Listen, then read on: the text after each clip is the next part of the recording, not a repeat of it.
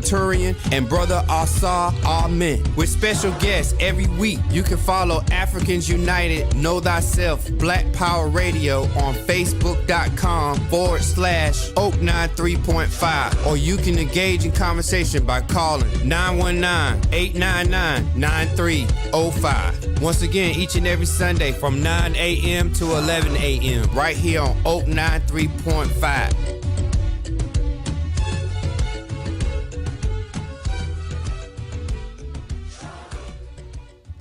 Peace to the elders, the ancestral giants. Peace to gods and goddesses past, present, and future. Peace to kings, queens, and royal families all over. And peace to you, brothers and sisters. You tune into Oak 93.5 FM, Africans United, Know Thyself, Black Power Radio. With the Honorable Brother Ausar, man. Anunka Saw, a BB for Hodier, African liberation, black liberation, African power, black power. For every black man, woman, and child on the planet. We are the original people. I am the original man. I am a son of Africa. Peace to the listening audience. I'm very thankful to have one of my siblings, my older brother, my big brother. He don't like when I say big brother. Here to join us to help us learn more about financial literacy, economics, in business. So it's really going to be, a special program for me. My big brother has been there for me from day one because he's older than me and has, supported all the efforts that I've had with KCSSU and my other endeavors. So I'm just, happy, that he was able to join us today as a special guest. Yes. And we have Queen Dr. Kimberly Materian. Good morning, listening audience. I'm glad to be here with our esteemed guest, Brother Dwayne Bobbitt. It's been a while, but we know that we're in for a treat. So put your thinking caps on and learn what we need to learn in this hour as it relates to economics and how we move forward as a people. All right, and I'm Essence Divine, and today is all about building generational wealth in the Black community, with a special focus on practical money habits that can help families break financial cycles and create a stronger future in Black businesses, Black economics, and Black empowerment. Our guest today, as we heard a couple of times already, is Brother Dwayne Bobbitt, supply chain executive, author of Smart Money Moves, and the founder of DSB Solutions. Brother Bobbitt, tell us a little bit about yourself and what inspired you to write the Smart Money Moves. So first of all, greetings and thank you all for having me here today. It's an honor and a privilege and a pleasure to be with three of my favorite people, three of my favorite, what I call social justice warriors and stuff. So, so the inspiration was how to pass on to my kids and grandkids in the community some of the lessons I've learned over the last 63 years of living, and how I can also give back to the community to be able to help us to rise above some of the challenges that we face. Some of them are institutionalized, but also some, like, how do we also learn how to be better and stuff. So, I have 5 grandkids. I want them to be prepared as they start to head off to college over the next couple of years on how to manage finances and stuff, and understand that it's not just luck. It's just not being in the right place, but there's basic foundations of how you have to manage your life and how you have to manage your money. It's just like nutrition. It's just like being in sports and stuff. There's foundation and fundamental things that you have to understand. And then also for my kids, my nieces and nephews and stuff. So, what's the best way of sharing something and leaving a legacy? And so that's why I chose just to write these 2 books. And then I have like 3 or 4 books in the works as well to continue to help this. And then also to morph and transform my business from, doing business coaching to being more personal financial literacy focus, to really be able to help our community and also help with group economics as also and also entrepreneurship. So, Now, give us a little background on yourself. What got you more started into the financial world? Yeah, so probably I guess it's been 32 years ago. I left Raleigh, me and my wife, and we moved to Seattle, Washington. And so I had no umbrella, no support group. I was, 2,000 something miles away from my family. And so I had to learn to be self-sufficient. And so I started working for a lot of big companies and startup companies and stuff. And I was wondering, like, how are these dudes able to just go out and start their own businesses and stuff? And so then that also spurred me to start to learn about personal finance. So, I work for big companies, global companies like Philips Sonicare. I worked for a company called L'Oreal, which is one of the biggest beauty brands in the world. And I was seeing how people would start like businesses in their garage and then be able to sell them for $500 million and stuff. And so I really got interested in, okay, I got to, it's not just about getting a paycheck and then paying your bills, but like these dudes are able to take ideas and take concepts and then really to be able to leverage it to be able to create generational wealth for themselves. And so I got real close with a lot of the owners and founders of these companies, and I would just pick their brains and talk to them, and I would see how they behave. They weren't driving fancy cars or flashy cars, even though they were multimillionaires and stuff. And so it helped me to start to like really start to learn and educate myself about economics and personal finance. Mm-hmm. You have, we spoke on smart money moves. I can't even find the camera. A teen guide to financial literacy, but you also have the financial reset after 40. So and this speaks to adults so who feels that it's too late to turn things around. So what was your what's your message to them? Yeah. So for me, I come from, I grew up in Raleigh North. I started out making $4 or $5 an hour and stuff. And so one of the first things I started doing when I started making decent money was buying cars and buying sneakers and, and I thought those things would make me feel better. Yeah. But what ended up happening is they start to own you because then you become attached to how you look as opposed to who you are and how you are as a person and stuff. And so I want to be able to pass that message along. It took me, into my late 40s, 50s to really get that message. Like, it's not about, how you look or what you look like driving a car and stuff, but like, what does your net worth look like? What does your future look like? Are you protecting your money? Are you being able to pass along, what you have made and what you've earned to your kids and to your grandkids and stuff? And so, and a lot of us goes through that. You see a lot of professional athletes go through that, where they blow through all their money buying gold chains, big cars, partying, popping bottles and stuff. But like, and what we really have to do as a community is stop doing things for show. Because at the end of the day, people may look at you, they give you a little compliment. Hey, that hat look nice, that car look nice.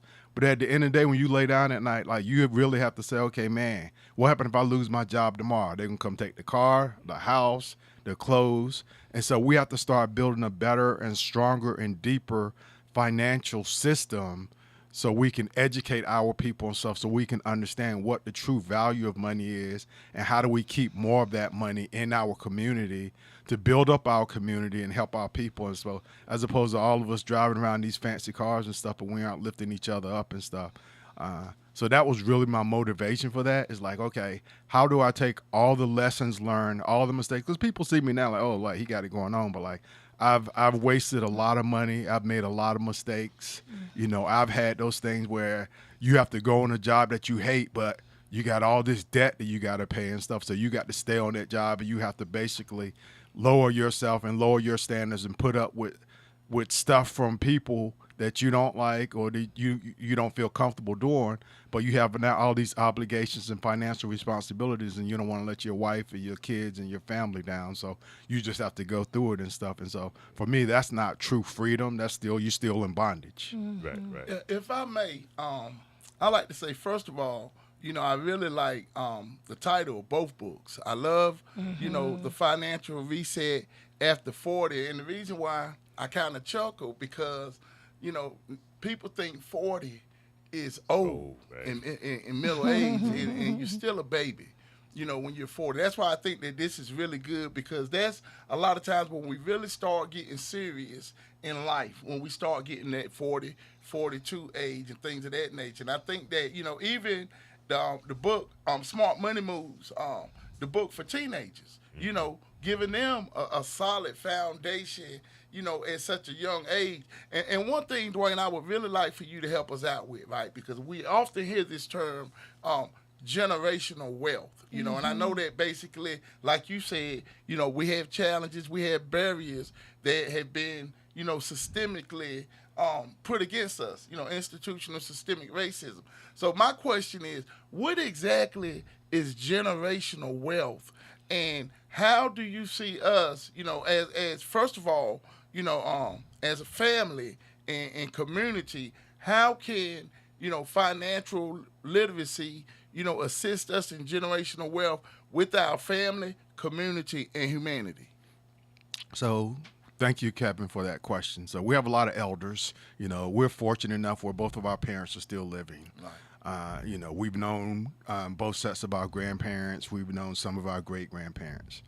And one of the things that's happened is, you know, we kind of migrated to the city. We started out in, you know, Eastern Wake County in Zebulon, Shotwell, Knightdale, Wendell, Wake Forest. You know, we have a great grandfather that used to have acres and acres of land. Right. You know, all of us heard this terminology, 40 acres and a mule and stuff. And so one of the biggest ways in America that the ruling class has been able to generate wealth and pass it on has been through land ownership.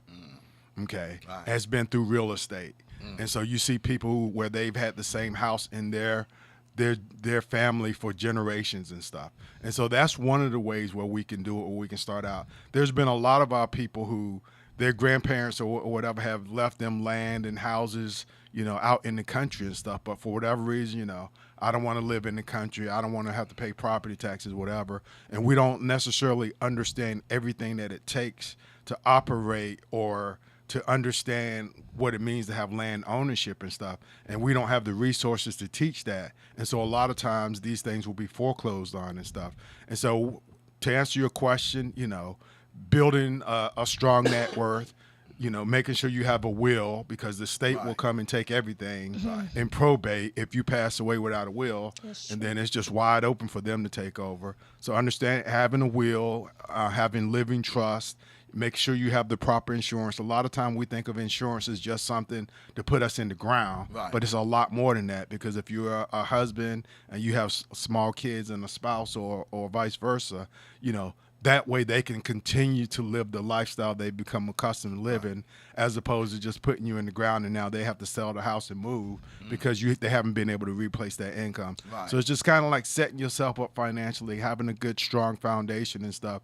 And so, and then also looking at how I'm going to take care of my kids, how I'm going to get them into college or in trade school, but also being able to teach your kids how to use money. You know, growing up in our family, the only thing we talked about money was we didn't have none, or the lack thereof. We didn't talk about systems and how to generate more money, how to start your own businesses. You know, and you look at it like our grandparents and great grandparents were entrepreneurs. Like they knew how to work the lands, they knew how to start their own business and stuff. But we didn't get a lot of that passed on to us, and we've had to do it by necessity now and stuff. And so it's really being able to sit, like just this radio show right here, being able to have these types of conversations, and not just, you know, one time, but it's something that I'm real strong about, is the financial literacy, and just continuing to having the conversations and talking and working with organizations and really helping people, you know. And a lot of times what you hear, and you talked about this, Kip, is generational wealth. And my approach is to start at the beginning. Like I call it a GPS moment. In order to go somewhere, you got to know where you're starting from. You got to plug in your starting place first. Understanding what are you bringing in, what's going out, what does your current financial situation look like, owning it, being responsible for it, and then building a plan so that you can either get out of debt or start to invest. Make sure you have your insurance. Make sure you have your will. Make sure we have good lawyers that we can trust. We have a network of resources where we can go to when we need any kind of advice. A lot of times people always think, okay, I got to start from being broke to start investing. That's the wrong way to go about it. You have to build a good, solid foundation and understanding what's coming in and what's going out before you can do anything else. That's good. Yeah, it is. And what you were speaking on a little earlier about the outside, the illusional things that we get wrapped up into. Yeah, I was a big victim of that. That's why it's a special moment for me now to learn, because that's one thing that we never learn is financial literacy, growing up or whatever. So what do you think? What's the biggest financial mistake you see in the Black community? And I'm sorry, let me pause real quick. Dr. Kim, Brother Ausar already know you see how he do. Please feel free anytime. Join in. So what do you think the biggest mistake that you see in the Black community? I think Dr. Kim wanted to say something. Oh, well, no, I hear these foundational truths, and they are very powerful, especially in comparison to where we are now. As as a historian, looking back at how many of our ancestors developed wealth, it's not foreign to us. I believe we really got off track because of so much of the challenges and the oppression that has attacked many of the communities. And so eventually it just wanes away, and then you become more dependent on a job or more dependent on the government versus let me start my own or let me save, because my grandparents were never rich, but they knew they had to save something. They had to keep something in the coffer. And for us, we'll blow a whole check. We'll live paycheck to paycheck. And our elders sort of had this sense of understanding where real value came from, because immediately after slavery, most of them started purchasing land. They started learning education, and they got deeply rooted in what it was to become, or to have what they say is the American dream, but at least to be able to find your way in society. And yes, we always look good, but it wasn't our 100% focus. Right. We always were a proud people. Now, even while we were slaves, they said we put on our Sunday's best. So, that was never foreign to us. But now that has taken over and replaced the real value that we should be upholding. So how do you get us out of this brainwashed? Why does it take us till 40 before we understand? Do we have to relearn or be re-educated? And how early should we start implementing these tools? Because this is not what they're teaching in schools. That is why I'm so proud of KCSSU, because it's an outside venue that teaches, gives us the opportunity to learn what we should be learning that they won't teach in the public school system. Yeah. So, so growing up, I say this, I tell people this, Kevin and my plan was to be professional athletes. Like, we had no backup plan, like nothing else, I graduated high school, probably 1.2 GPA, Wasn't that I was dumb. I just didn't, I had no, I was always a learner. And so, to answer your question, Dr. Kim, it's a heavy road to travel, but I think programs like this, KCSSU, what you do, like it's really understanding the history, the Black Wall Streets, the Tulsa, Wilmington, the Harlem Renaissance, like really understanding and showing people like this is not a new concept for us. That's right. We've already done this before. We've already demonstrated that we know how to do these types of things. Right. And so I think it's one of the mistakes is like really not, people look at like, why should I study history?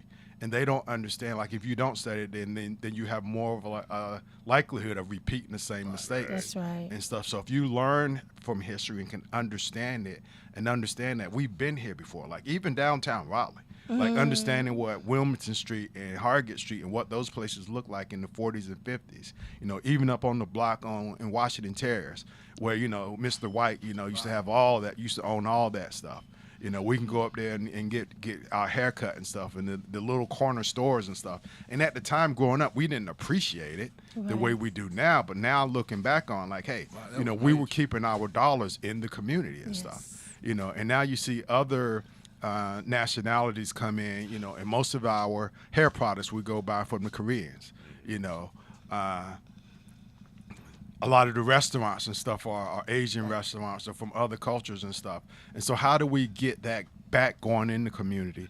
How do we stop, judging each other for trying to Yes. become successful and stuff. We used to call it the crab in the bucket mentality, where is if one of us try to go up and stuff, we try to pull them down. We need to be proud of each other, but we also need to reach back and help lift each other up. That's good. And that's just having conversation, just sitting down and talking. Like, it don't have to be that deep and stuff, but just having conversations about money. Me and Kip used to joke growing up about, looking at the paper and reading the stock markets.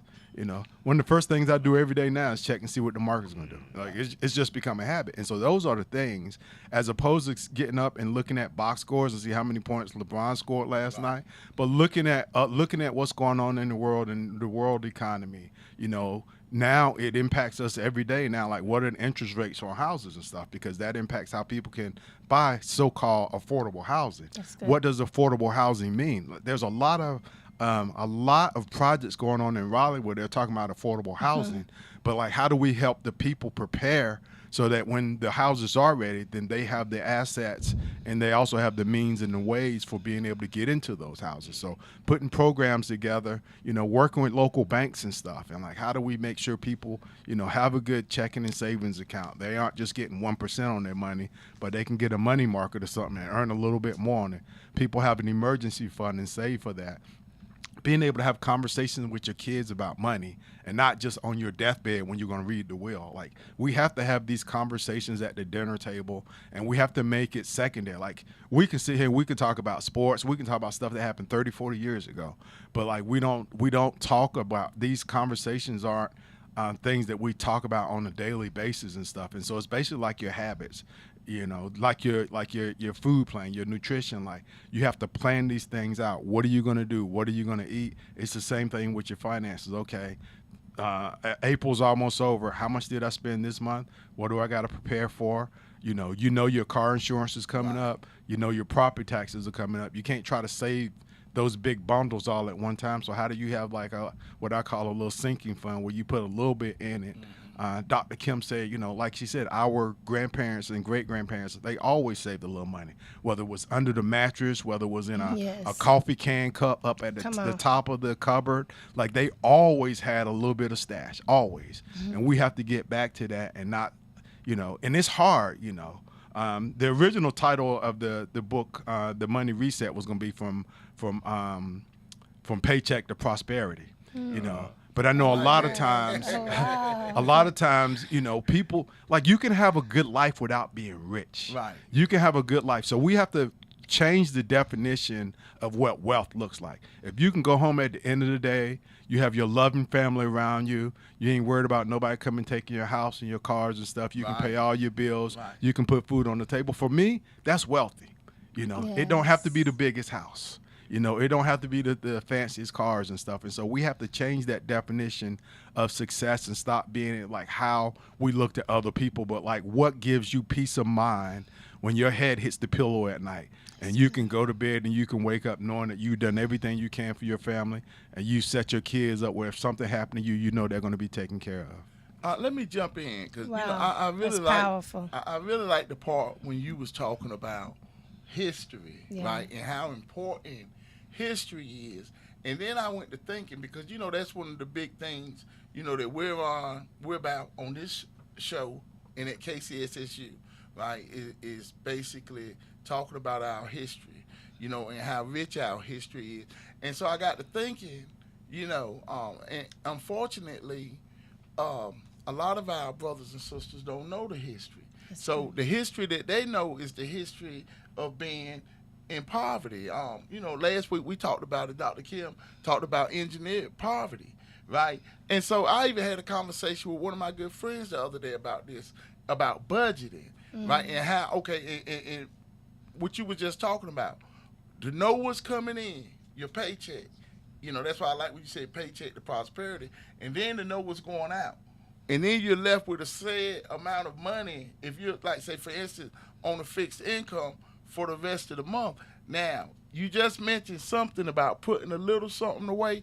What do you say for the young parents, with young children that may be getting governmental assistance or have, a job that don't pay that much? What would your advice to them to be when they're barely making their bills on how to get started in the right direction, to start saving money and creating generational wealth. Yeah, and that's why I wanna, that's why I talk about this, because people can't even think about investing if they're worried about where their next meal is coming from. That's true. That's right. And so it's really getting involved with programs like KCSSU, and like really sitting down with somebody. And one of the things I'm going to be doing is I'm going to have a website up where people can go and download free tools and stuff. Oh, so great. a lot of times it's good just to write it out on paper. Like there's power with the pen. If you can Yes. put something on paper and see it, and you got to keep it.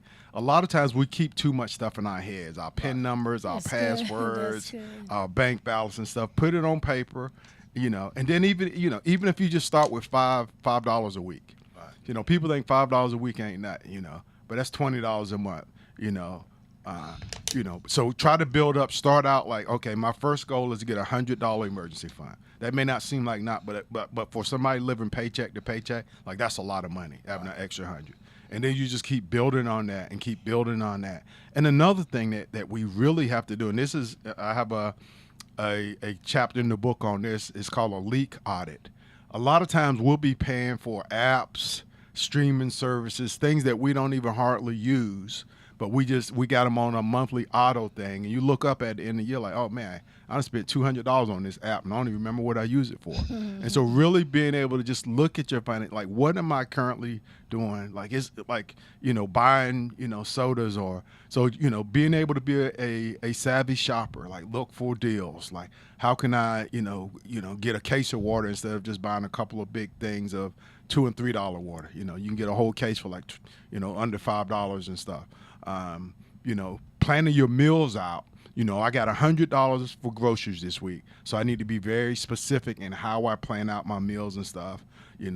And I know it's hard. And trust me, I know. Like you want to go to fast food and stuff, but like look at the cost of that. Look at the cost of DoorDash and stuff.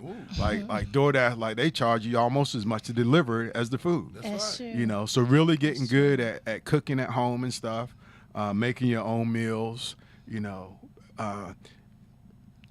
Instead of watching Netflix, read my book.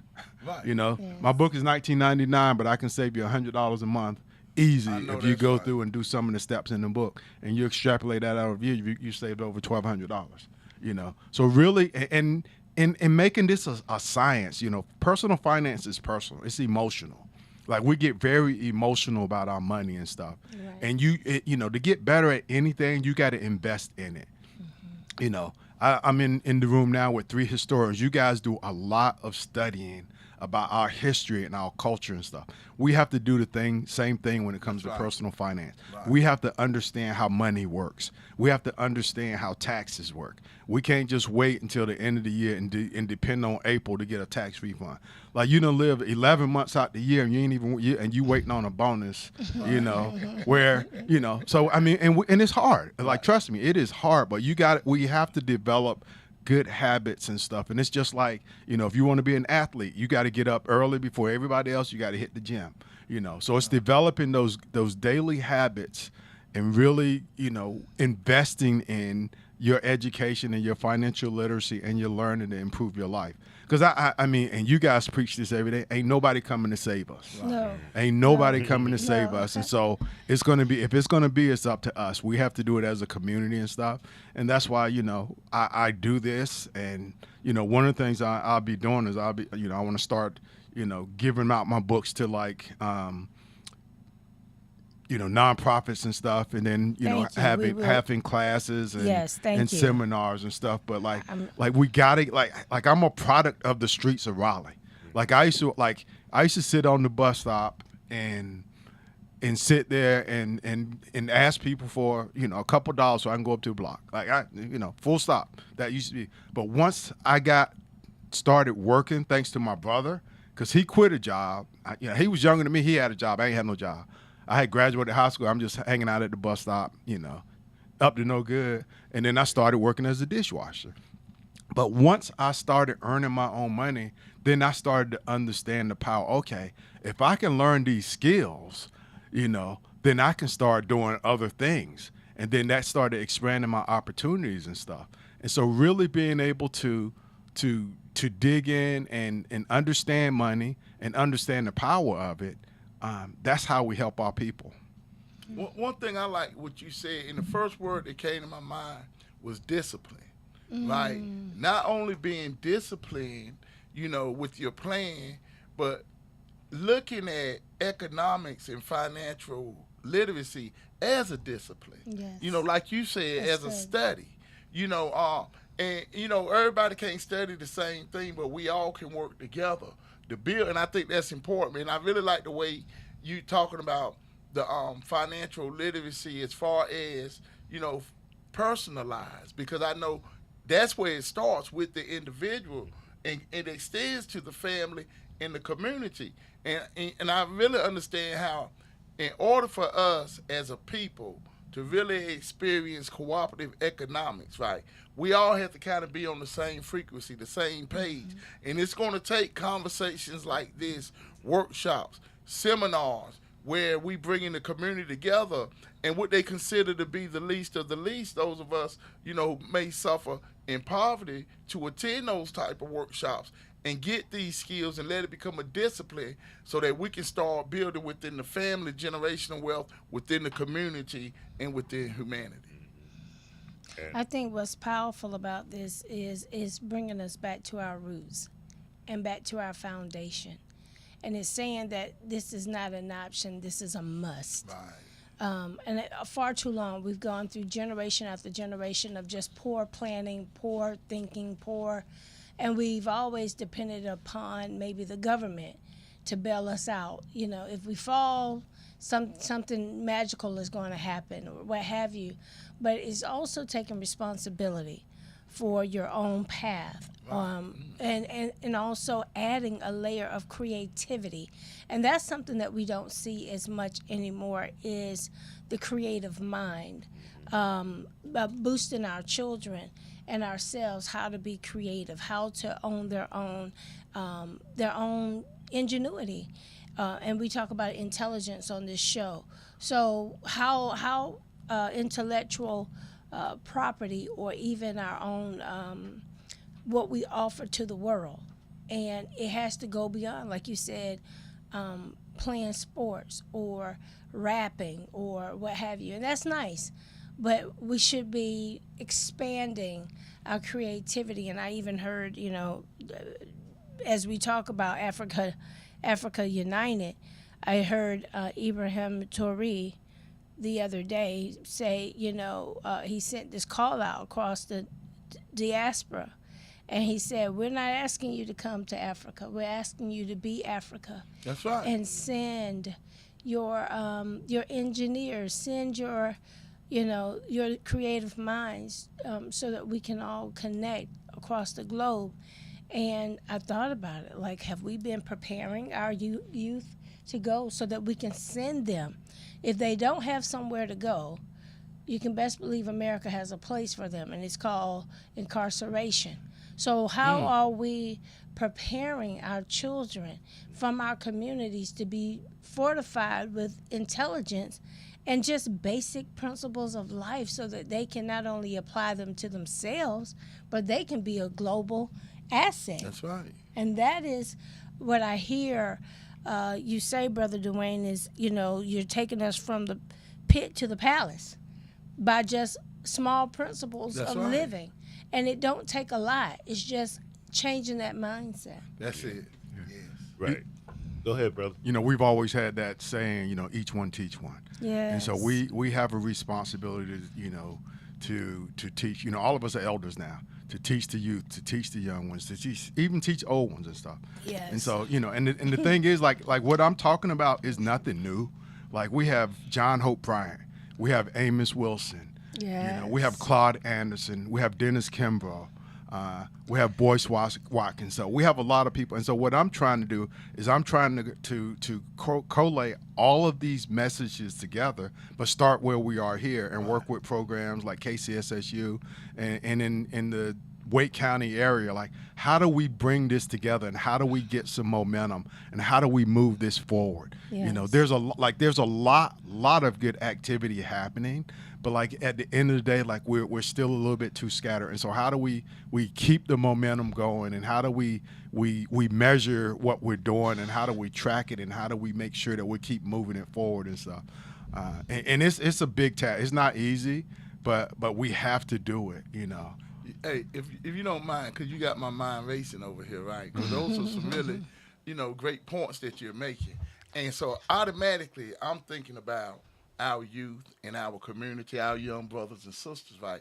And Dwayne also, he's the president of KCSSU, the board of directors. Yeah. And we've spoken on this often, Dwayne, as far as creating jobs for our youth through black businesses, right? So that they can see with their own eyes, what it takes, and at the same time get experience in the work field and start developing these principles, right? Now, one of the issues that we have as far as the challenges that we face are resources, right? And this is one thing that I always say is that we have everything it takes for us to do what we need to do. The same way they did like the places you talked about earlier, Tulsa, Oklahoma, Wilmington, North Carolina, Durham, North Carolina, and other places throughout the country. And this is when we were first coming out of being enslaved as a people. So we had the intelligence, as Dr. Kim always says, we had the skills and the trades. But what do you think should be the guiding force? What do you think that we can do to create these types of jobs, for our children? Because when we were growing up, the government created the jobs for us, CETA. But when they saw how successful it was, they took it away. But we was able to earn money. But I feel like it's things that we can do as a community, as a people, with our professionals and those who have their own businesses to create jobs. Do you see any type of way that we can implement a plan that's going to help the children create their own businesses to help start on their financial path? Yeah. So I think it has to come with us, So we start small. I use the approach called crawl, walk, run. You can't just come out. A lot of times we swing for the home run, and then if we miss, then we go back and we're upset. So how do we start small? Okay, let's see if we can make $5 this week, and then 10, and then 15. And a lot of times we don't always have the patience. We want the big bang, but we have to be patient, and we have to build it, and we have to set a good, strong foundation. I think one thing that we really need to start doing is in investing and in steering our kids to the trades. Mm-hmm. I mean, Yes. Man, AI, there's going to be a lot of jobs in 10, 15 years that ain't going to be here no more, But you're always going to need somebody to work on electricity, plumbing, HVAC, building houses, warehouses, driving and people look down on these jobs. For 40 years, I've been in factories and warehouses, I haven't had no fancy jobs and stuff, but I've learned how to move goods all over the world, from China to Europe, South America, and so start to teach kids you don't have to be a doctor or a lawyer or an athlete or a rapper. Really invest in the STEM programs. Really get kids, involved in those types of programs, because the technology is always going to be there and stuff. And so make it. Can you let the audience know what STEM is? I'll let you handle that. Science, technology, engineering, and math. And that's really important because, we are in the technology age. We've always been scientists. So I think that, like Dwayne was just saying, STEM. Yeah. And so, we have to make these jobs appeal. We have to work with the local schools like Wake Tech, work with companies like Lowe's. Lowe's is investing over $250 million in getting more tradesmen, Wow. So we need to go into the businesses that are already out there, And if you go in a lot of Lowe's and Home Depots, most of the people working in there are in their 50s and 60s. That's right. Close to being retarees and stuff. So how do we get people involved more in the trades and HVAC and plumbing and these types of skills and stuff? And a lot of times, these days, and it's probably the last 15, 20 years, people on a job where they can go to an office, work from home, work remote, and sit around and drink coffee. But like we're good with our hands, we're good with our minds and stuff, and so we have to get kids involved. To what Dr. Kim said earlier, like how do you take those creative juices and get them to create something on their own and stuff? Writing books. Like I wasn't an author until I started doing it. Like I've always had these ideas for doing it, and now I've been able to do it a couple of times. And so, okay, now I want to start teaching others how to do that. Right. That's good. Both of the books that I've written, I self-published them myself. I didn't have to go out and find a publisher. Oh, nice. This latest cover on Money Reset, I created the cover. Like I'm learning and teaching myself at 63 years old new skills. You guys are podcasters now. So we're here to show people it don't matter what age you are or where you are. That's you right. can continue to keep learning. And for me, like that's been the key to my success is like I've done everything from food, nutritional supplements, medical devices, toys, cosmetics, because I'm not a one-trick pony. And so you can't just learn one thing in school and say, this is all I'm going to do, because you're selling yourself short, because the world is changing so fast with AI and other technologies and geopolitical stuff. And so you have to have a tool belt of skills to be open to learning different things and stuff. And also, we need to be able to pull these gifts out of kids and stuff, because a lot of times when they go to the traditional schools, they're put in a box and they're learning, what the school systems want them to do, even though it may not be part of their genius and stuff. And so we need to be able to pull these kids' geniuses and their tools and talents out of them, and then be able to help them to, how did I monetize that? How do I, teach them how to create a YouTube page or a YouTube channel or whatever. But we need to be really investing in kids and stuff and really talking to them. And we know there's a chasm and there's a disconnect between teenagers and their parents and stuff. But like, how do we get them out of just being entertained and being consumers? That's good. And being more creative. That's and good. putting, instead of just taking, but putting stuff out there into the world and helping our people. So some of the object is to move from consumer to ownership, and to build real power in the Black community through financial literacy. So let me ask you, what is something that all students should know before leaving high school about money? Should know about money before leaving high school. Yeah. So I'm going to date myself a little bit, but how to balance a checkbook. So now, and that's the thing is now, like they have it easier than us. Right. Like they have tools and apps and stuff that can do this for Yeah, you. that's true. You can go, like before, you would have to call the bank. What's my balance? That's true. Now you can just go online and you can see what your balance is. So really understanding, not to do overdraft, not, paying $15, $20, every time you overdraft, but like really managing your banking account, your checking and savings account first, like just, and knowing what that is. And you know what, this may be tedious, but checking it every day, because you don't want no surprises. That's right. You never know. And so getting into the habit, it's kind of like if you're trying to lose weight, you get up, first thing you do is you weigh yourself. Okay, if you're going to manage your money, it can't be off in a black box where you only check it every so often. You got to check it every day and get that discipline. So being able to balance that, being able to, understand like, what is my income? Like what am I bringing in each month? And then what am I expending each month? Like what are the bills that I have each month and stuff? And these are the schools, things they don't teach you in school. Right. Two of the biggest things, I feel like the schools don't teach you is how to have a debate or a conversation with people. And that's why a lot of relationships don't last, because we just don't know how to do conflict resolution. And then the same thing with not knowing how to manage your money and stuff. They teach you all these other things that you will never use again once you leave school. But managing your money and, conflict resolution are two things that you have to have to get along in this world. Can you ask that question again, please? Would I ask, what should every teenager know about money before leaving high school? Well, because that question caught my attention.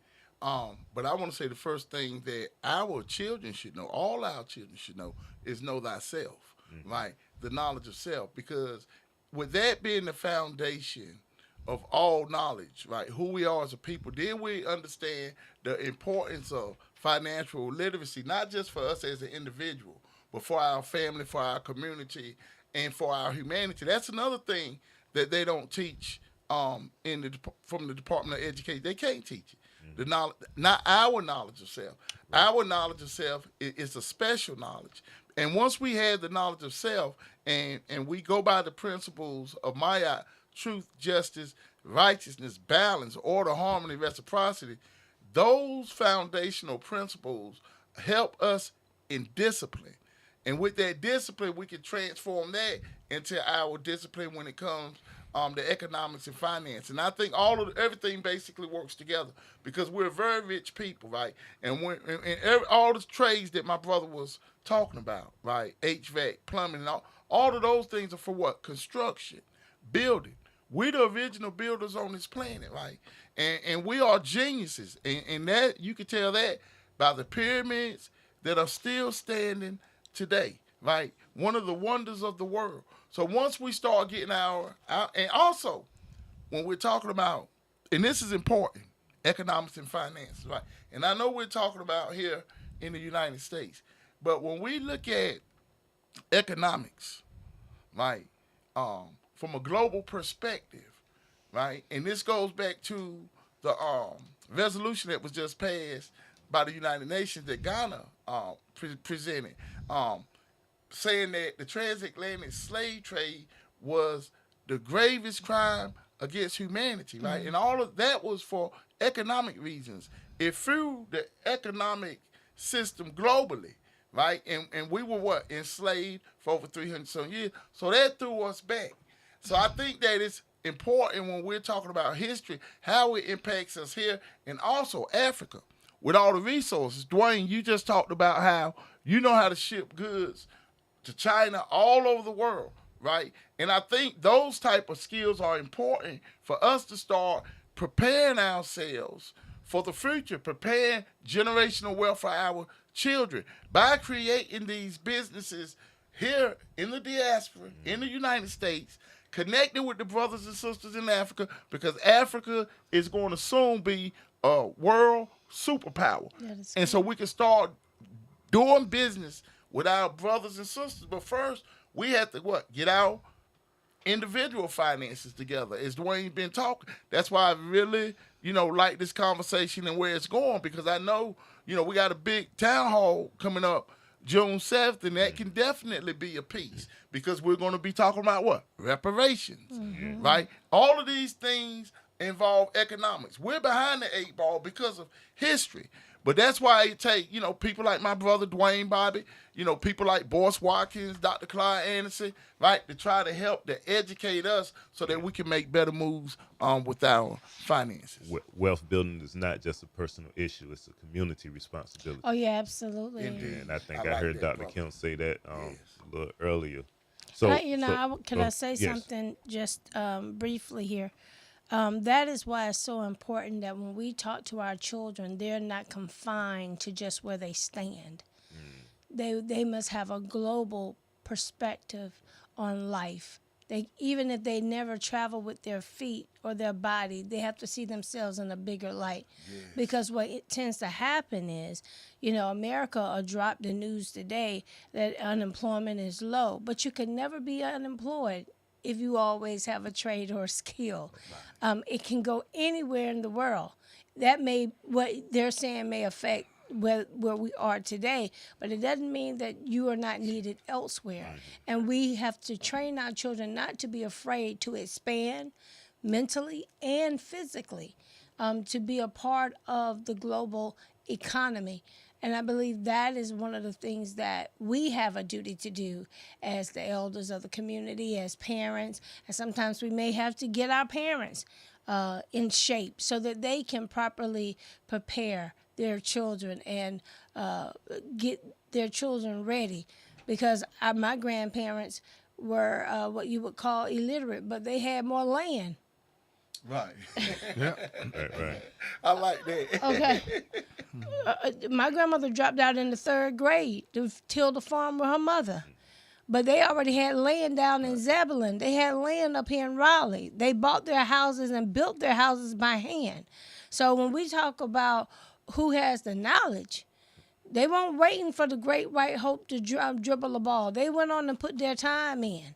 And so these are things that we have to break mentally off of our children, because that's what is advertised over and over again, but it's not a real reality. It is a very falsified sense of stability and success, and that's not it. Because what we can say this is the very things that you're running from, because most people are saying, they want to do this so they can leave. I want to make it out of the hood.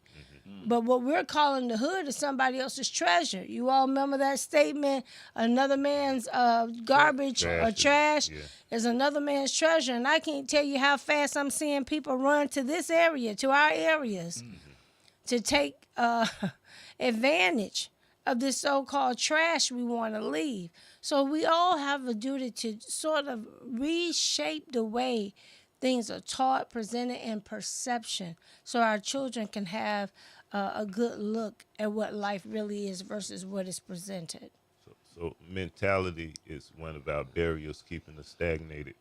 What are some other barriers keeping our youth from accessing money, mentorship, and opportunity? Yeah. So one of the things I talk about in this book is, I say it's not a money book, it's a mindset book. Mm-hmm. And everything starts with the mindset. And just like the principles Kip talked about with Maya and whatnot, like you have to think about what you're thinking about. That's and right. Right, wrong, and different. And this is not just the youth, but this is the adults too. Yes. Like we love to be entertained. Like we will sit down and we will watch Netflix, NBA, NFL for hours and hours and stuff. True. And if you look at the bulk of America, that's how they are. Like people will, and the thing is it's kind of like how do we unlearn all these habits that we've picked up? And that's the thing with our youth and stuff, is like, how do we teach them better habits? Right. Yes. How do we give them something else to look forward to? How do we get them to having different types of conversation? How do we make it enjoyable to read? Like Kip said, like we're the original engineers and stuff. We're also the original, writers and stuff. That's right. So how do we get people to enjoy writing and reading and poetry, and and not just look at these as something that he think he's better than us and stuff. But this is the foundation of how we were able to rise up, out of slavery and stuff, because we built our own doctors and lawyers and Wall Streets and banks and stuff, because we had that hunger and stuff. And it's kind of like in the NBA. I was reading an article last night about college football. There's two kinds of players. There's some that come from a rich background and a poor background. Yes. And a lot of times the one that come from the poor background, they're hungrier and they fight harder and they work harder and stuff. But I think a lot of us, like, if you look, like all of us can look, like our kids got so much stuff now, like they got stuff we ain't have till our 30s and 40s and stuff. Right, and so like $1,000 cell phones, it's true. flat screen TVs in their rooms, like, so, and we have to teach them like these things are just temporary. And how do we get them to really understand what value is and how to buy appreciating as opposed to depreciating assets? Buy things that are going to grow in value. Like, how do we start buying more land? How do we just buy a farm? We ain't got to do nothing with it today. But how do we just have, like Dr. Kim said, like buy a piece of land in Zebulon, and then keep adding on it, And like, and we were guilty of this. Well, we're like, oh, I don't want to go out in the country. I don't want to live in the country. I'm a city boy, But that's where all the wealth is just sitting out there. And you look at all that land out in the East Wake County, like we used to till all that land. That's right. That used to be us out there, And we have to figure out a way of stop looking at society's definition of success. And how do we create our own success? And how do we understand what true wealth is, and not just by a dollar figure or the type of job you got or the type of car you got, but like what does it mean for your family and for your community?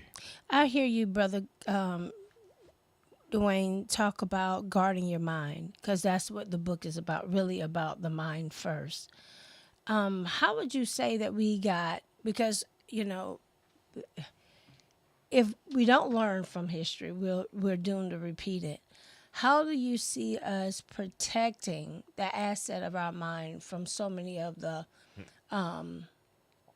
mental follies that have plagued us for so long to get us to this place where we're having to retrain ourselves, because like you said, the depreciating value at assets versus those that actually have value, right? So how do we guard ourselves as a culture from, because it's definitely cultural at this point.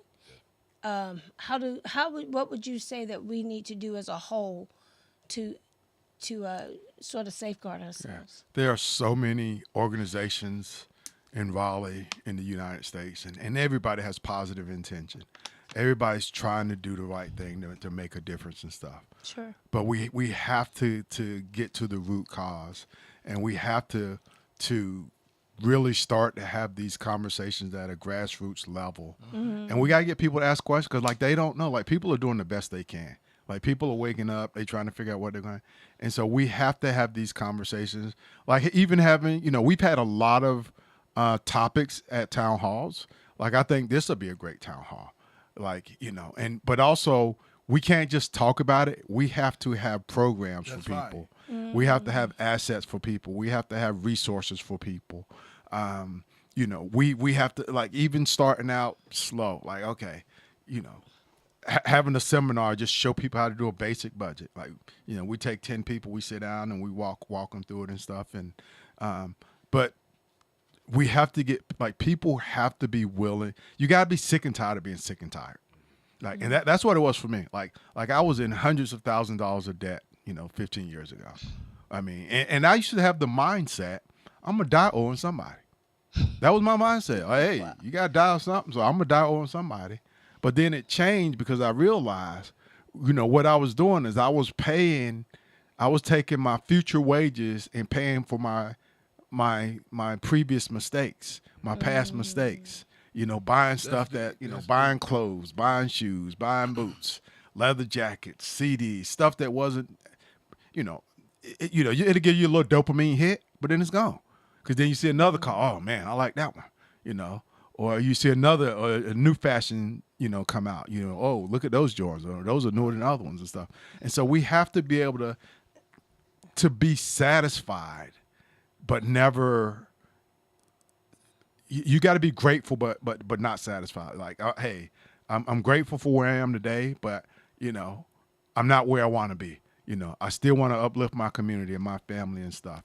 And, and just how do we, you guys are out in the streets every day. How do we get people on board?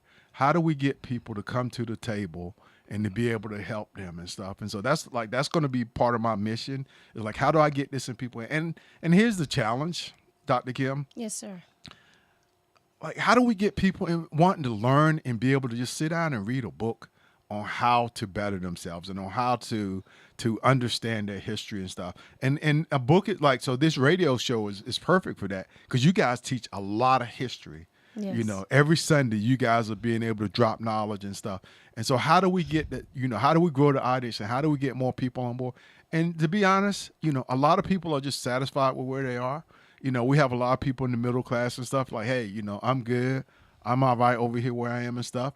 But, I feel like even those of us in the middle class and upper middle class, like we still have a responsibility to give back to the community and to be able to help and stuff. How do we get the churches more involved? Like how do we get all these churches in Raleigh?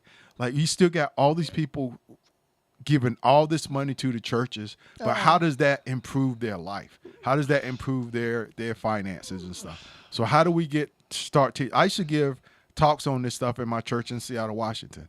I would go in and help people and teach them how to get out of debt and stuff. So how do we bring these to the churches and to some of the other community organizations and stuff? And it has to be a movement. Yes. It has to be a yeah. Because like it's just like, the pharmaceutical, right, the crack, the obesity pandemic. Like we have a lot, and I know you guys out there every day, working and grinding, but like we have to start getting people to wake up and to understand. And one of the first things when you're trying to correct the behavior is to admit that we have an opportunity and a challenge and stuff. And you have to own it. And that's what happened with me. I'm like, you know what, Dwayne, you too smart to continue to be this much in debt. with the type of money that you make to continue to live like this and stuff. I look good on the outside, driving fancy cars and having nice shirts and stuff, but the pressure and the stress was killing me, And so and I know people out there hurting because they feel like they have no hope. And so how do we give people hope? I like that. And how do we really work with them and help them, And it, like I said, it don't have to be a home run, but how do we just do it slowly by slowly and help people, so they can be able to start taking advantage of some of these affordable houses and, how do we, buy land, as a team, as an organization. That's good. It don't have to be one person on the land.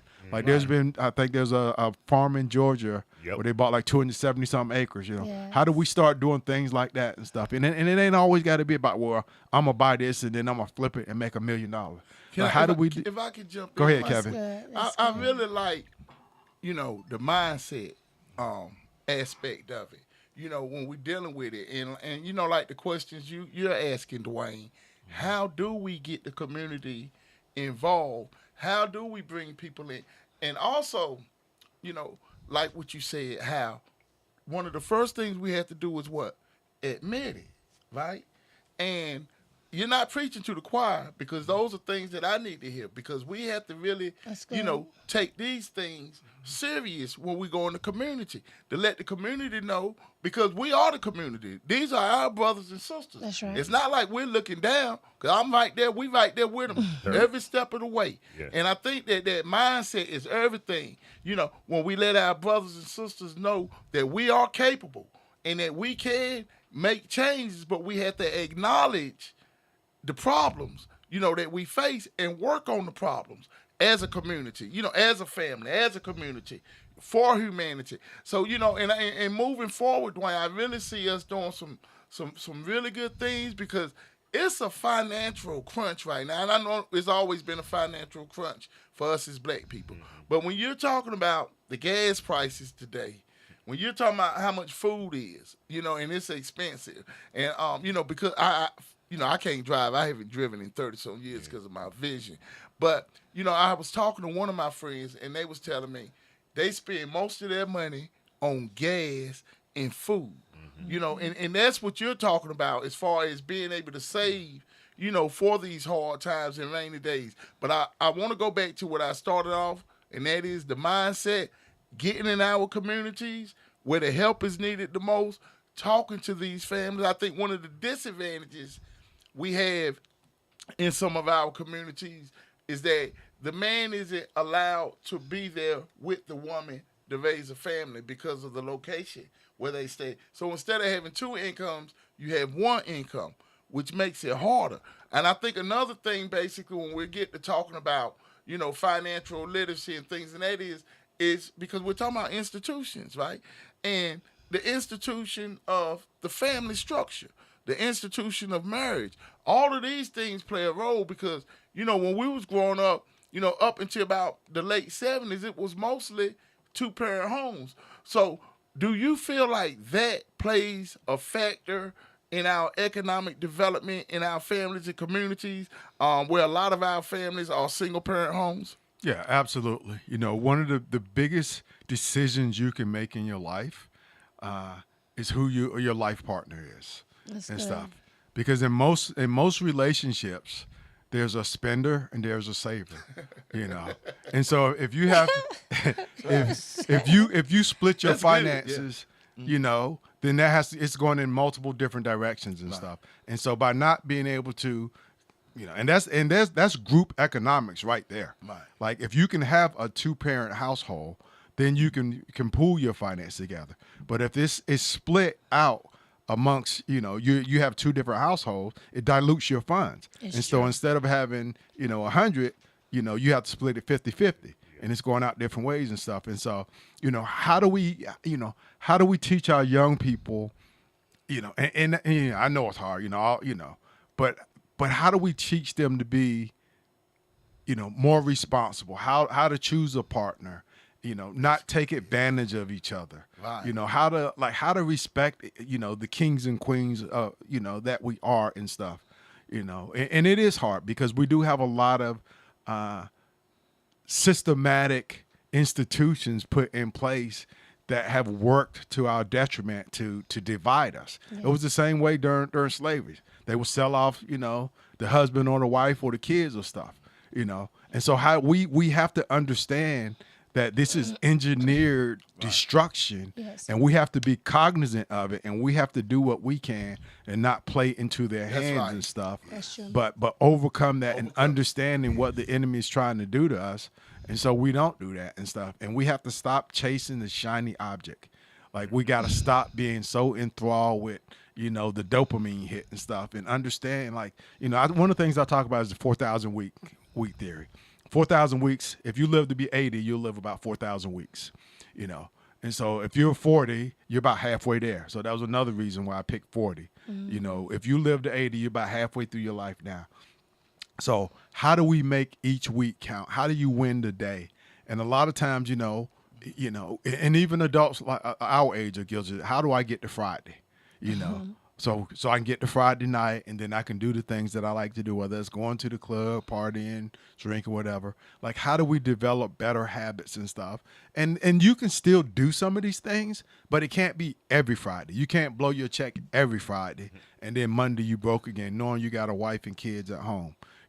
So how do we just work with these brothers and teach them, because it's also killing our communities, the alcoholism, the drug addiction and stuff. And I know and I understand why, we're trying to self-medicate because we think things aren't right, but we got to give people something else to hold on to. That's We right. got to give people something else to look forward to and give them another outlet for how they can communicate their frustrations and their challenges and help them to see that you can improve your life. Because I've been there. Like, I've done everything that I just talked about. I've done all those things, And like I said, sometimes you got to get sick and tired of being sick and tired, and you got to realize ain't nobody gonna come do it for me, That's you true. know. And so it's good to have good mentors, good leaders, good elders who you can talk to. And like, man, there is no shame in asking for help.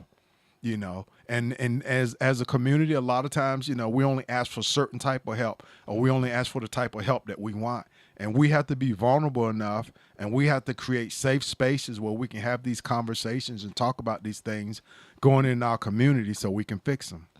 Let me ask you this, Brother Dwayne, because what I also hear you say, even with Brother Ausar, who mentioned how we think. One of the things I believe I'm hearing is there has to be a revolution of thinking. Of the mind.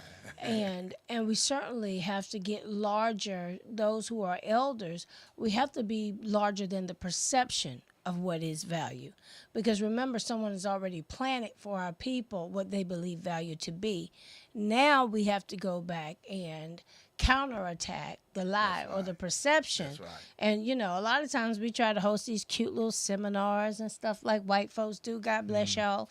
But let me just say this. Our children need to hear it loud and hard and in your face. It has to be consistent until that cycle breaks, because we're so inundated. We're so compromised. And so for any of our younger base of parents to even understand the importance of home ownership, the importance of land ownership, the important, our children right now are fighting whether or not they're going to send their children to school. I'm just dealing with parents who can't get their children up and get them out the door. They are so behind mentally, and we're talking about the population that we deal with, who will go outside and fight one another, but they won't send those same children to school. So it's almost like we are having to dismantle first all of the negative or negativity that goes along with poverty, as we exchange it for wealth building mindsets. Not saying, we're going to take a little something from you, but we're going to give you something back that's going to help. And so coming to a theater near you, you can believe that the community, it is imperative that we make this a priority, not just for ourselves, but for the community at large. And I think we all have to put our hands to the plow on this one, to start a revolution of thinking so that our next generation can save us, because the other issue is we're not 21. And I can't see that this country is going to be very loyal to making sure that we're taken care of. Who is going to be there to make sure that we are maintained in a quality fashion? And I can't promise you that some of our children, I've heard them at their jobs, they've received the paycheck before they finish working. You listen to these children, they've already bought the sneakers. They haven't even got the paycheck yet. So how do we train our children to give proper service, good service, honest living, so that they could be a benefit, not just monetarily, but with pride for their community and the global aspect overall? That's a very good question. We have a large fight because it's all about marketing. So I'll give you a little bit of my background. I guess 3 years ago, I was working for a cosmetic company, and we spent so much money on marketing. And most of the big companies I worked on, like, that's where they spend a lot of, and marketing is basically getting their message out there. And that's where I feel like we have to have a marketing engine, whether that's a newspaper, because these kids, like, they have so much access to so much information that we never did. YouTube, TikTok, Instagram, Facebook, and this is where they're getting their messages from. And then the TVs, if you watch anything on TV, all the advertising, like, you never see anything about personal financial literacy, even just like nothing. And so, like, we need to make it cool to save, cool to learn about money and stuff. And we look at things and we look at it from a cool fact, and we just like we have to change that mindset of I had my grandsons ask us one time. We lived in Seattle, and they came into our formal living room, the one like we used to have, our grandparents used to have. And they said, "How come we don't never sit in here?" And we said, "This is for show." And they said, "What's for show?" And we had to explain it to them. Right. But we still do a lot of that in our community, with how we dress and we have a big road to climb, but we can't give up. And we have to let them know, like, our mom used to come home from shopping, and she'd bring home a pleather jacket for me and Kip, and we wouldn't wear it, and some Jeep tennis shoes. Oh, we would feel like, hey, we don't want to get picked on and teased, and then she'd cut our hair, and our head looked like whatever, and we'd get in a fight, because it wasn't a nice clean fade and stuff. But now we can look back. She was doing the best she could to make sure we had something to wear to school and stuff. Oh, wow. And so we need to be able to work with the parents and the teachers and let them understand. And that's why, like, we didn't have those conversations about the value of things then, but we had our perception about, we were straight out of slavery then. Yeah, but we had these perceptions, like, I got to wear a certain type of thing in order to uplift me. But no, and those are the messages we need to get to our kids. And it's hard. Like, it is, because there's so much competition, and here's the thing. Teenagers will listen to their friends more so than their parents or their elders on their messages. And so we need to find young soldiers and young warriors to carry our message forward, because it can't just be us. They look at us as the ancestors, and so we have to find young people and who can help get this message, but also with the marketing aspect. Like, we wear every kind of brand you can think of every time we leave the house. So we need to get more of those messages on TVs and T-shirts and hats and coats and stuff about these types of things. That's true. Ask me about personal financial literacy. Ask me about literacy. Ask me about knowledge of self. Like, how do we start getting those messages out there and start having conversations with people out in the streets? I was at Walmart yesterday, and we was having I'm there with my dad, at his office. Yes. And then we had another brother come in. He had, Gentleman of Southeast Raleigh shirt on and stuff.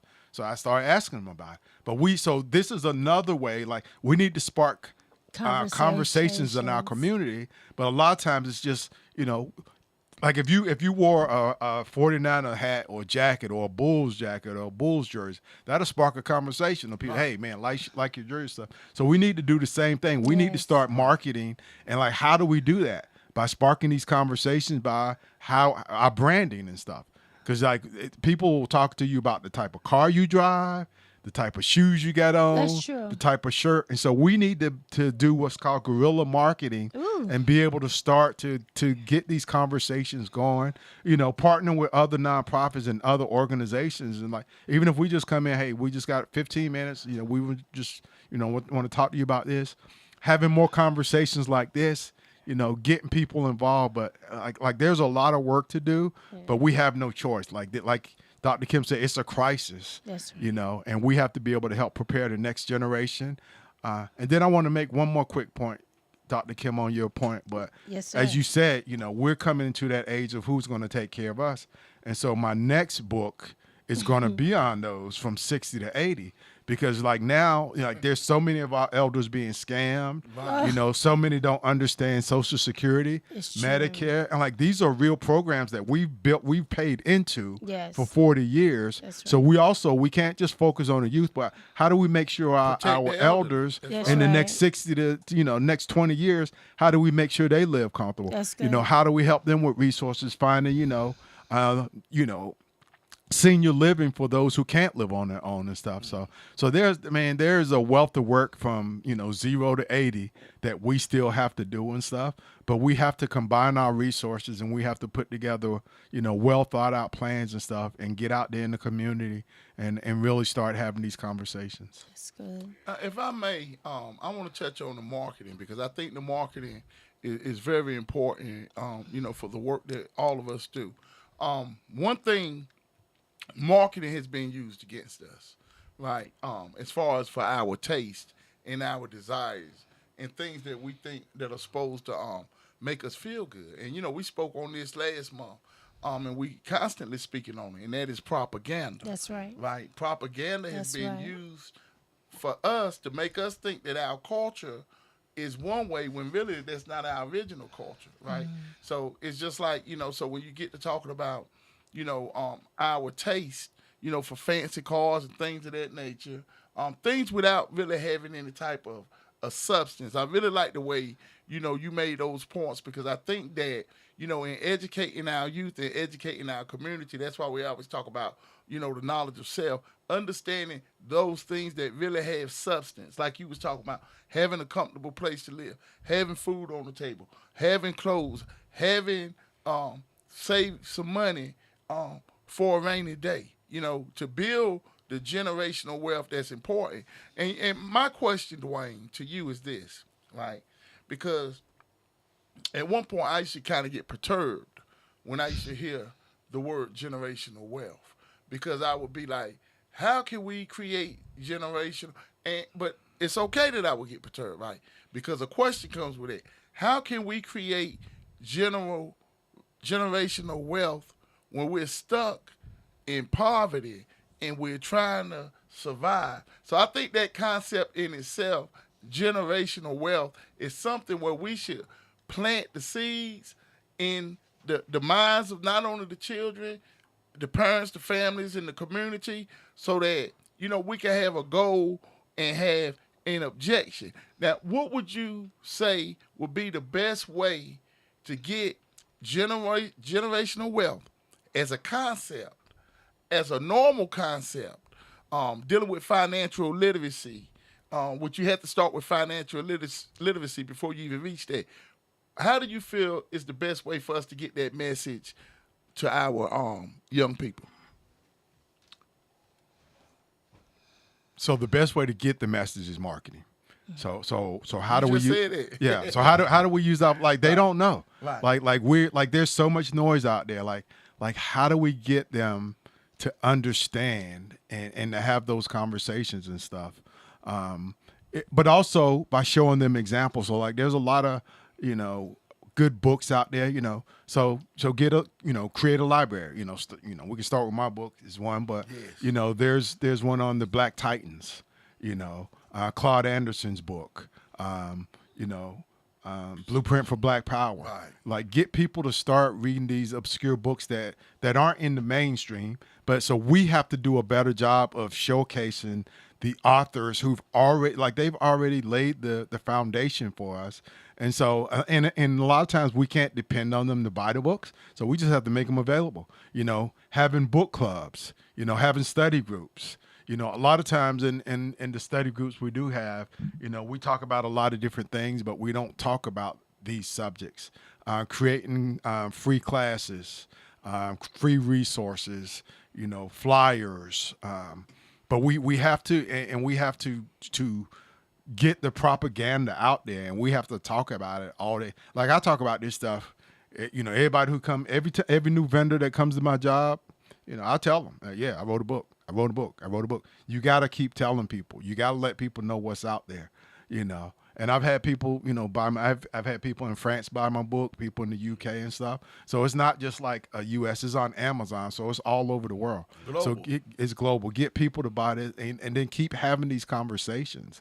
And then also get questions from people like, what do you want to see? Because the best way to improve what we're trying to work on is get questions from the populations that we serve. Like, what do you need help with? So I work with a organization on Launch Raleigh.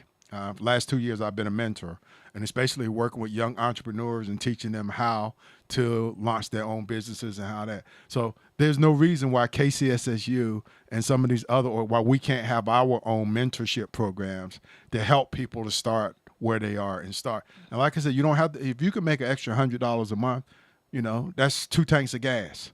And so a lot of times people say, oh, I got to get $1,000 or I got to hit it big. But you start small and you build on it and stuff, I want to teach other people how to write and publish books. With Amazon KDP now, I ain't going to say it's so easy, but it's there and it's free. So I've published 2 books myself, self-published. So start showing people, we talked about this, Kip, I think it's been 2 years ago, where we were going to have this little entrepreneur thing, right. A little flea market over there off Poole Road and stuff. And that died on the vine. So how do we still do it where we don't necessarily have to have something where people can sell digital projects?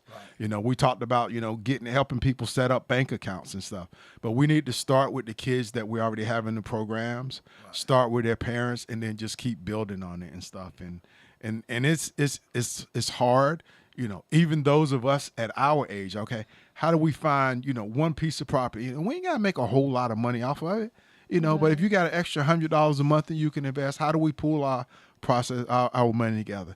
One of the things, a lot of the Asian communities I used to work with in Seattle, the Cambodians, they were refugees. And every month, each of them would put in like $50 in a pot. And it'd be like 10 of them. And so each month, that $500 will go to one of them. That's a susu. Oh, yeah, that's what we did in Africa. Right? Yep. And so how do we do just simple things like that and help people? Like, we could do something like that. Everybody put in $10, $50, $20, and then be able to help a family or something. Yes. We talked about that when we were talking about, Raleigh Lock. How do we do something like that? But how do we, it has to start with us. So how do we just do something small, and then we can show that, and then we can start to build on that and show people, hey, this is something we started. This is how it's building and stuff. And it don't have to start with, like I said, $100 to $200. You start small, you start where you are, and then just keep building on it. How can we buy? Okay, let's start out with 1 acre, 5 acres, 10 acres. I know people who are buying property now and stuff. We know real estate agents. Our sister's a real estate agent. So how do we, we're looking for a building for KCSSU. How do we find a building that has some land so we also can have outdoor activities and stuff? But so how do we keep, and this is one of the challenges in the community, we have all these ideas, but how do we keep them moving forward? Yeah, and we don't have to get them all done at one time, but we can't give up, and we can't just let them die on the vine and stuff. We have to keep chopping wood, and you don't chop the tree down in one swing of the axe. So we have to keep grinding. And you guys have been doing it. You guys have been at this a lot longer than I have. And so, I want to be able to support you guys. I want to be able to bring some of the resources that I have work with. And how do we just keep moving this forward and not just, give up and not always having to swing for the fences, but just keep working at it and keep adding to it. I like to say, because, our communities really, they always, needed us, but they really need us now. It's a lot of things that's going on. I talked to one of the city councilmen the other day. I got to call them tomorrow, and I got to call the property manager tomorrow about some issues that's been going on, with our youth, right? And I think that, they every time issues start taking place in our youth, the police chief, city councilman, all of them get to talking about programs, like things that we've been trying to do for years to get That's support, right. Absolutely. so that we can be able to execute these programs to help the children and help the families and help the communities, right? And everything that we're talking about today. What's the one thing we know that all children like and all people like? Money. That's right. Why do they like money? Because with money they can what? Buy things.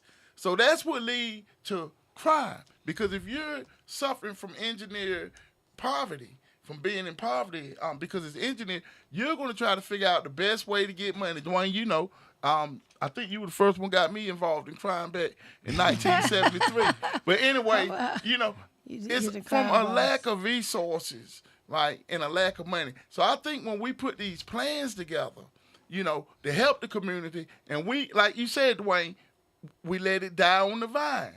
The idea about a children's what? My good friend Duke, a children's what? Flea market. Yeah. You right, we can't let that idea just die. Yeah. You get what I'm saying? Because this is something that will get the children excited. And it also, not only do it help them with their business skills, being an entrepreneur, it helps them with their math skills. Yeah. It's a lot of skills that come along with doing business. Literacy, right? You're talking about financial literacy. Literacy is one of the biggest things, basically, that we focus on. Because we know they don't want no light penetrating our mind where we can think the way we're capable of thinking, right? And all of us are capable of thinking. That's right. So literacy is one of the big things that we have to do in our community. Getting the youth and their families, enthusiastic, excited, and letting them know that we don't have to feel hopeless, right? That when we work together, that we can accomplish anything that we want. And I think that, even when we're talking about the trades for our young brothers out there who out there in the streets trying to make it the best way they know how to make it, the only way they think that they can make it, because not really getting the knowledge, understanding history, understanding the traps of institutional and systemic racism.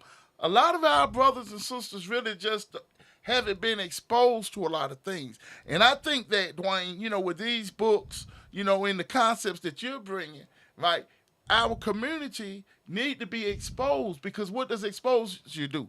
It helps to expand your mind, expand your consciousness. It's true. Our consciousness has to expand to the point where we understand why we need to save money, why we need to work together, why we need to build institutions and build communities, and Dwayne, and I really appreciate the questions you ask as you're talking, because questions are important, because questions lead to answers, and answers lead to solutions. That's good.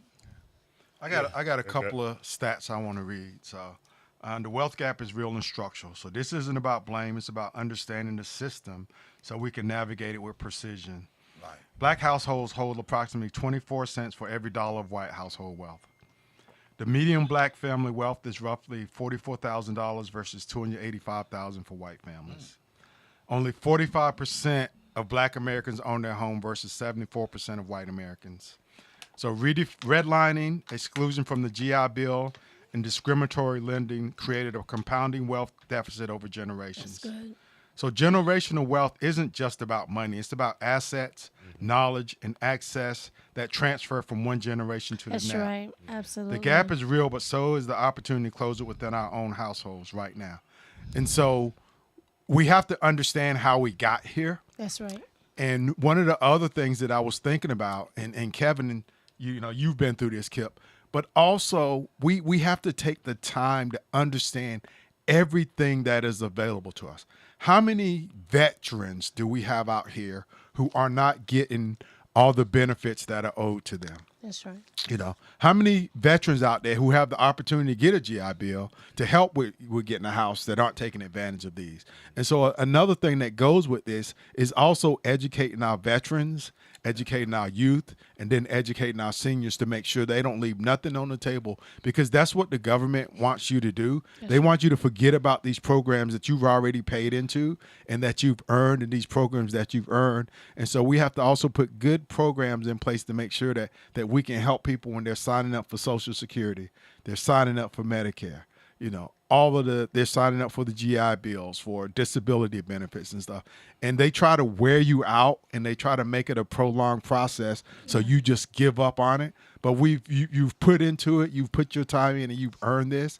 And so we have to have the stamina and the fortitude to keep pushing. And we also have to have a data bank of lawyers and accountants and other professionals to help us navigate these waters. That's true. If I may, because you know what, Dwayne, I'm smiling over here because of how I think like you a lot, right? Because when you went to talking, and I thought about, you said the GI Bill, I didn't really want to bring it up, right? But what got me even thinking about generational wealth was when I'm a veteran. I was a Marine, and I'm still fighting the government for some of my benefits, right? Because like you say, they don't want to give you what you've earned, right, and what's owed to you. And one of the things, basically, when I was studying and researching, was the GI Bill that came out, I think it was 1944, and how it affected so many, black veterans, African-American veterans, how they weren't able to access the GI Bill, not because they didn't know about it, but because they were denied. But yet all the white veterans were able to get the GI Bill for education and for housing. And a lot of them went, and what they did was develop businesses, right? And were able to create generational wealth by what? Buying a house. But those were denied to us. And one of the things I learned was that hundreds of billions of dollars have been missed out by black veterans because of the VA's discrimination and racism. And one of the things, like, I got out of the Marine Corps in 1986. It'll be 40 years in August. I just got my veteran status in December 2024, right? Wow. So you're talking about 38 years of missed opportunities for me to get services and benefits because of a bad paper discharge that was given to me that was illegal, right? So that's why I'm a veteran now. And that's one of the ways, that they stop us from being, and Dad, he was a veteran as well in the Air Force. But that's one of the ways they stop us is by putting like bad paper discharges on us. Same thing they do in the public school system, when they start putting bad marks in our record. Same thing they do if you end up getting locked up. They put things in your jacket, right? So I think that, those are some really good points as far as veterans. And one of the things about veterans, right, and this is all veterans, not just black veterans, but 2/3 of veterans receive no benefits, right? And when you're talking about navigating through the governmental system, the VA system, you're talking about some hard work. I was very fortunate. It was a black lady who saw me at the Durham VA in 2018, and she saw how frustrated I was. I couldn't get nothing because of my other than honorable discharge. She gave me a sheet of paper and told me to call these people. It was UNC Law School, Chapel Hill, Legal Department for Veterans, and they called me. She said, they told me it's going to take 8 months. They called me 8 months later. And I have a really good lawyer. He has a team of students that have fought for me. But if it wasn't for me having the professionals to help guide me and navigate me through it, Right. it'll still be a struggle for me to do anything in life, right? And that's when you see a lot of these homeless brothers and sisters out here. That's a lot of them was in the military, That's right. right? And they're not getting what they've earned or what they deserve, and it gets hard because they don't even know who they can turn to for help. Because when I first got out of being incarcerated, my father was taking me everywhere trying to get me assistance. And they would look at that paper and they see under other than honorable, and they'd just turn it over and wouldn't even want to help me. And I'm talking about black veterans, right? Without even really understanding systemic and institutional racism and how that affects us. So that generational wealth, and that's why, a lot of our brothers were signing up for the military, was for the benefits. And then they get denied the benefits. So I think that those are some really, really good points, Dwayne. I think that, veteran organizations are important. So because if you can help a veteran, not only are you helping that veteran, but you're also helping his family. That's right. That's right. Right. So let me just switch speeds real quick, because we coming down to the end. But we got people who do, you got a business mindset, but you don't really got the startup capital, or you feel like you're starting from so far behind, or you get stuck on the hamster wheel where for instance, I use myself as an example. I just got a check Friday and today is Sunday and I have nothing of that check left right now. But I did take care of some of the household things. But what I'm asking is, what does it take to build a business that creates wealth instead of just income? That's good. Yeah, so it takes patience, and that's one of the things, I've seen over the years, but just working with some of these companies. I started at one company. We actually sold a company to L'Oreal, and we were shipping 5 units a day for like the first year, just 5 units. When I left, we were shipping over 22,000 units a day, And so you can't go into, and this is what a lot of us fall into, the get rich quick. And so you have to be good with getting the extra $100 a week, then an extra 200, then an extra 300, and not always try to get that big bang. And so it takes time, persistence, patience, really understanding, starting to learn business, understanding, you got to have a good team of people. You got to have an accountant. You got to understand the tax laws. And if you don't, then make sure you got a good accountant. That's where we leave a lot of money on the table. We have a lot of our people, they will not file their taxes, just because they just don't know any better and stuff. And if you have kids and stuff, and then you're missing out on tax credits and other things, you have people who have houses and stuff missing out on different tax credits and stuff. So understanding what it means, how you structure your business, whether it's a sole proprietorship or LLC and stuff. And so you have to not just, there's a good book out called The E-Myth, but it talks about a lot of entrepreneurs know how to bake a cake, but they don't know how to market and sell the cake.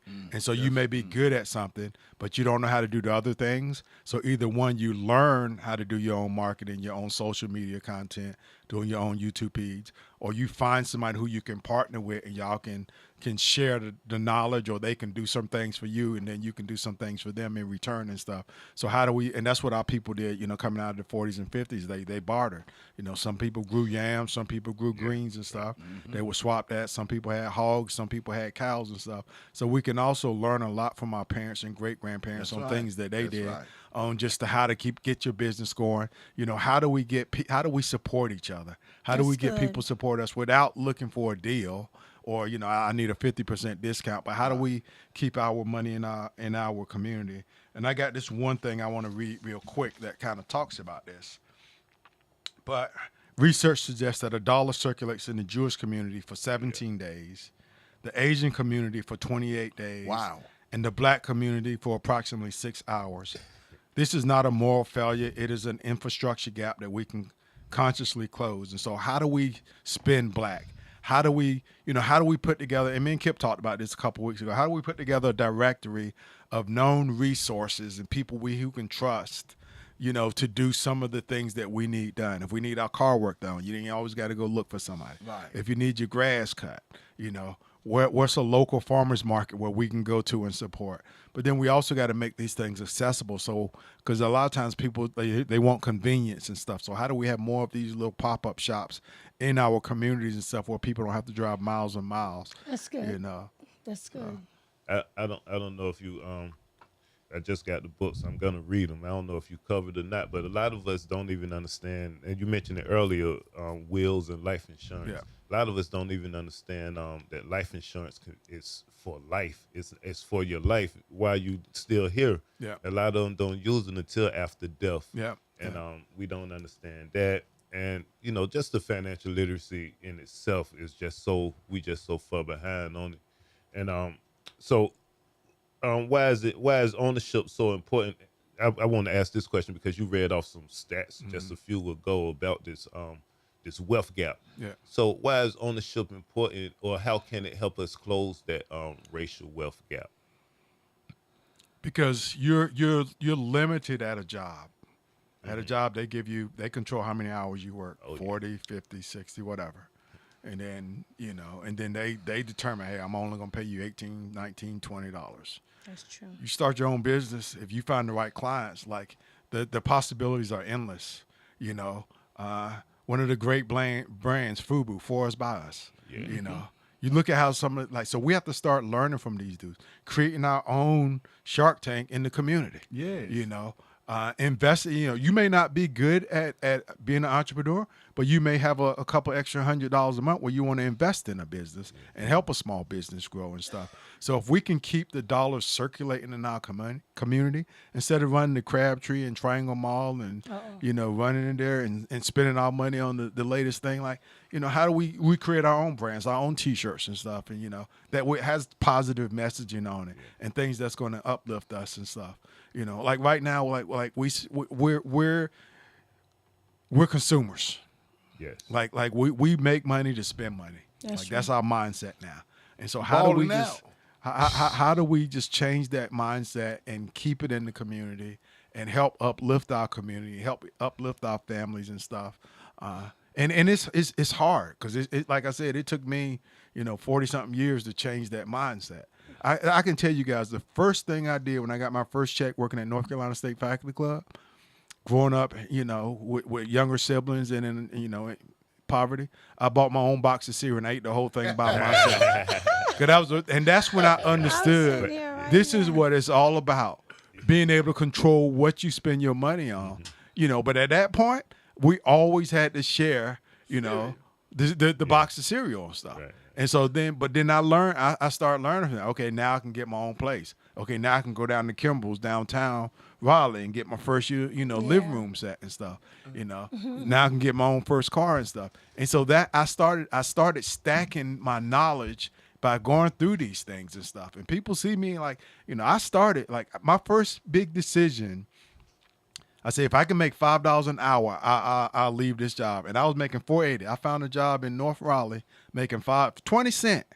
That's all it took for me to move. And I had been in that other job 5 years. Mm-hmm. But at that time, I had a goal. It was a small goal. Right. And then I got at that job, and then my career started taking off because there was so much opportunity there. And so we also have to be willing to take a chance. We have to continue to set goals and not just be satisfied with where we are. And it's hard, but you gotta want to be better. You gotta want your family to be better. And that's been my mindset and my growth. Even at 63, a lot of people are slowing down and thinking about retirement.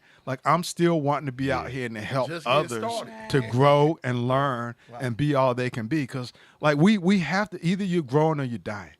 And so while we here on this planet, let's give back and let's help uplift our people and stuff and make the most of it and not just be satisfied with where we are. If I could jump in quick, I like the what you read about how long the dollar bill stays in the Jewish community, 17 days. I really like the Asian community, 28 days, and then like you say for us 6 hours. And I like the part when you said that it wasn't based off of morals, but more of infrastructure, right? Yep. So I think, we often take, a page out of Sun Tzu's book, The Art of War, when we talk about know thyself, know thy enemy, and know thy terrain. I think we can also, study, what exactly are the Asians doing where their money stays in their community for 28 days. That really need to be studied, right? Mm-hmm. And it's only 6 hours in our community, but we understand why.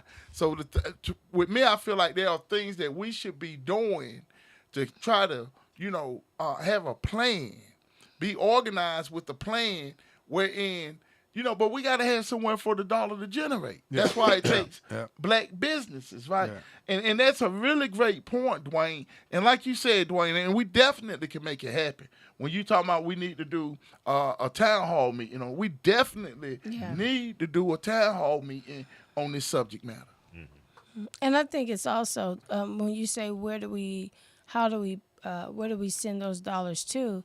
We don't have businesses because we don't have creativity. So now we have to have a revolution of the mind again to even start saying, I believe that what I give can be beneficial for the whole, and I can, be an expertise at it. So, And if I may, right quick, entrepreneurs, being creative, being innovative. We talked about all these things last week when we were talking about Africa, the world's next great superpower, right?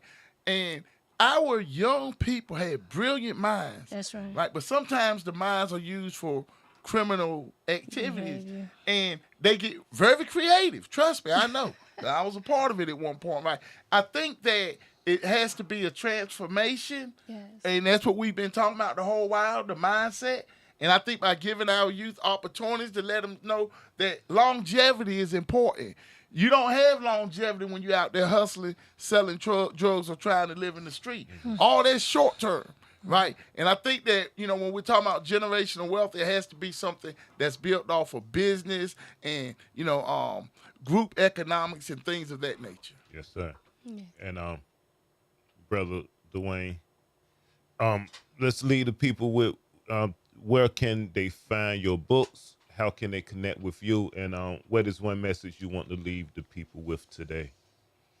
So the message is success by its very nature demands a period of overcoming, a process by which we become strong in broken places.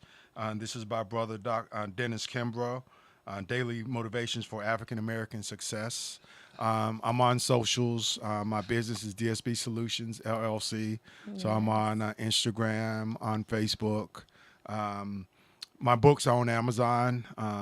So if you type my name, Google my name, Dwayne Bobbitt on Amazon, you'll see Financial Reset After 40, and then also Smart Money Moves, a Teen's Guide to Financial Literacy. I'm working on a Pinsite page where I'll have downloadable resources for like a basic budget, things, spreadsheets where you can just plug in your data and stuff and just really show you how to start to build a budget and stuff. And I'm also going to start working on, some YouTube video shorts and stuff, just explaining some of these concepts and stuff as well. Right. Days like today, we need an extra 30, 45 minutes sometimes. Yes. Because I still had about 7, 10 questions I wanted to ask personally. Like the difference in sole proprietorships and LLCs and things of that nature. But unfortunately, we did run out of time. But we want to thank you, Brother Dwayne Bobbitt, for joining us and sharing practical wisdom on financial literacy, investing, and building generational wealth. The message is clear: discipline, discipline, adaptability, smart decisions, making goals, not only long-term goals, but short-term goals in between them to get to them long-term goals. That's right. And this could help us break cycles and build a better future. This has been Africans United, Know Thyself, Black Power Radio. Remember, proper education always corrects error. Peace. Peace. Peace.